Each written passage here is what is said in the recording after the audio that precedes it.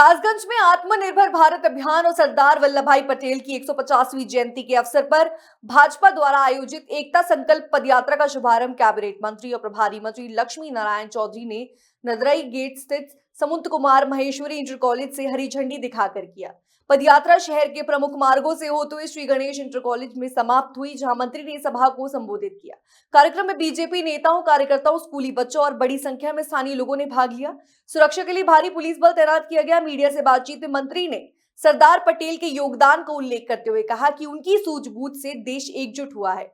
वहीं बिहार चुनाव को लेकर अखिलेश यादव की वोट की डकैती वाले बयान पर उन्होंने पलटवार किया कि जनता विपक्ष को नकार चुकी है, इसलिए ऐसे आरोप लगाए जा रहे हैं।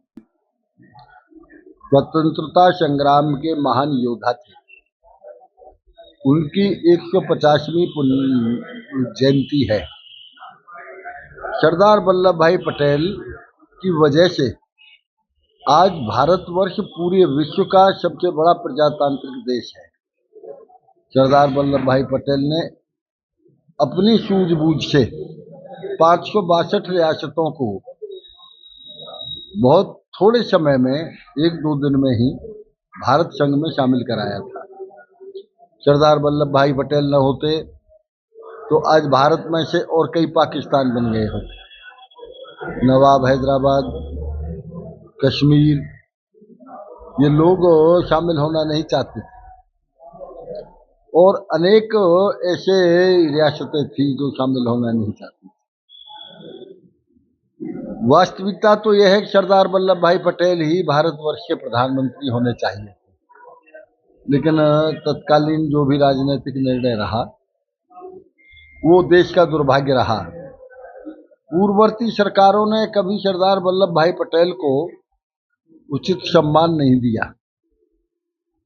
आदरणीय नरेंद्र मोदी जी ने, वर्तमान प्रधानमंत्री भारत सरकार ने, सरदार वल्लभ भाई पटेल की सबसे विशाल प्रतिमा स्थापित करके उनको, दुनिया की सबसे विशाल प्रतिमाएं स्थापित करके उनको उचित सम्मान दिया है। सरदार वल्लभ भाई पटेल चाहते थे कि मेरा देश पुनः विश्व गुरु बने।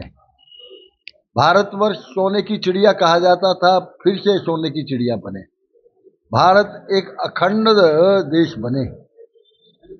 आज के दिन हम सबको ये व्रत लेना चाहिए कि सरदार वल्लभ भाई पटेल के सपनों को पूरा करने के लिए हम सब तन मन धन से प्रयास करें और पुनः भारत विश्व गुरु और सोने की चिड़िया बने। यही सरदार वल्लभ भाई पटेल को सच्ची श्रद्धांजलि है। मैं उत्तर प्रदेश सरकार की ओर से, अपनी ओर से, समस्त कासगंज की जनता की ओर से सरदार वल्लभ भाई पटेल के चरणों में नमन करता हूँ। मंत्री, कासगंज में कई घोषणाएं की गई हैं परियोजनाओं की, लेकिन आज भी अधूरी बनी हुई है। इसको लेकर क्या कहेंगे? और धीमी गति से काम हो रहा है, क्या कहेंगे?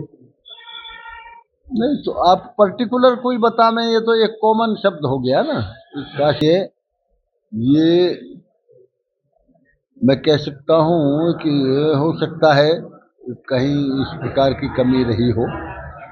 बाकी न डीएपी की कोई कमी है, न यूरिया की कोई कमी।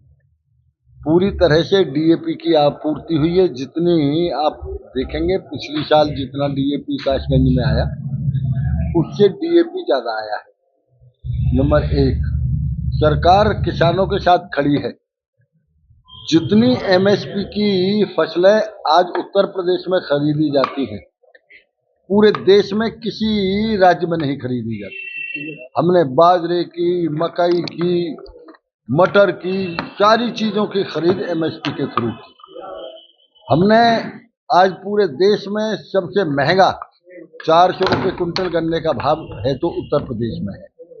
हमने गन्ने के आज तक पिछले पूर्ववर्ती सरकारों में 2007 से लेकर 2017 तक 147 करोड़ रुपए किसान के खाते में गए थे।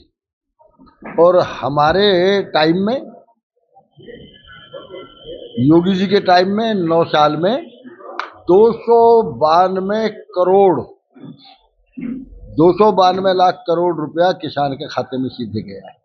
अब जो हमने भाव बढ़ाया है 3000 करोड़ किसान के खातों में सीधे सीधे जाएगा। तो सरकार तो किसानों के साथ खड़ी है।